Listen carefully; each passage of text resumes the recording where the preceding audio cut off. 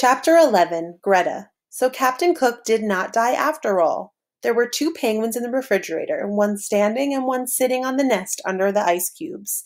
"They're as like as two peas," said Mrs. Popper. "As two penguins, you mean," answered Mr. Popper. "Yes, but which is which?"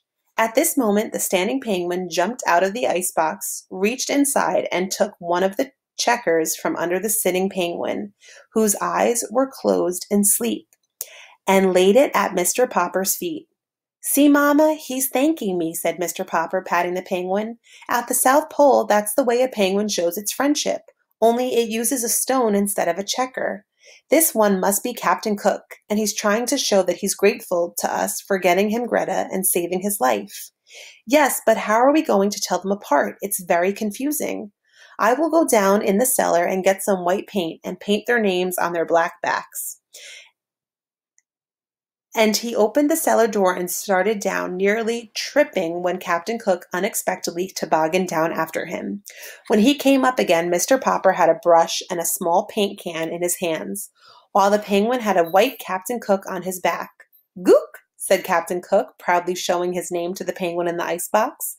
"Gaw," said the sitting penguin, and then squirming around in her nest, she turned her back to Mr. Popper. So Mr. Popper sat down on the floor in front of the icebox, while Captain Cook watched, first with one eye, then the other. "What are you going to call her?" asked Mrs. Popper. "Greta. It's a nice name," said Mrs. Popper, "and she seems like a nice bird, too. But the two of them fill the icebox, and pretty soon there will be eggs, and the next thing you know, the icebox won't be big enough for your penguins. Besides, you haven't done a thing about how I'm going to keep the food cold." "I will, my love," promised Mr. Popper. "It is already pretty cold for the middle of October, and it will soon be cold enough outside for Captain Cook and Greta." "Yes," said Mrs. Popper, "but if you keep them outside the house, they might run away." "Mamma," said Mr. Popper, "you put your food back in the icebox tonight, and we will just keep Greta and Captain Cook in the house. Captain Cook can help me move the nest into the other room. Then I will open all the windows and leave them open, and the penguins will be comfortable." "They will be comfortable, all right," said Mrs. Popper. "But what about us?" "We can wear our winter overcoats and hats in the house," said Mr. Popper, as he got up to go around and open all the windows. Certainly is colder," said Mrs. Popper, sneezing. The next few days were even colder, but the Poppers soon got used to sitting around in their overcoats. Greta and Captain Cook always occupied the chairs nearest the open windows. One night, quite early in November, there was a blizzard, and when the Poppers got up in the morning, there were large drifts of snow all over the house. Mrs. Popper wanted to get her broom and have Mr. Popper bring his snow shovel to clear away the drifts, but the penguins were having so much fun in the snow that Mr. Popper insisted it should be left where it is. In fact, he even went so far as to bring an old garden hose up from the basement and sprinkle all the floors that night until the water was an inch deep. By the next morning, all the Poppers' floors were covered with smooth ice with snowdrifts around the edges near the open windows.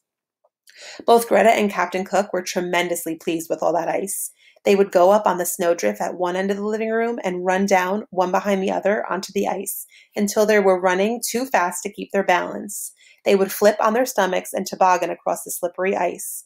This amused Bill and Janie so much that they tried it too, on their stomachs of their overcoats. This in turn pleased the penguins greatly. Then Mr. Popper moved all the furniture in the living room to one side, so that the penguins and the children would have plenty of room for real sliding. It was a little hard to move the furniture, because the feet of the chairs had frozen into the ice. Toward afternoon, the weather got warmer and the ice began to melt. "Now, Papa," said Mrs. Popper, "you really must do something. We can't go on like this." Oh my goodness, what a fun-looking room. "But Captain Cook and Greta are both fat and sleek, and the children have never been so rosy. It may be very healthy," said Mrs. Popper, as she mopped up the floor, "but it's very untidy. I will do something about it tomorrow," said Mr. Popper. The end. Stay tuned for next week to hear Chapter 12. Don't forget to go into Class Dojo and answer that question. Thank you.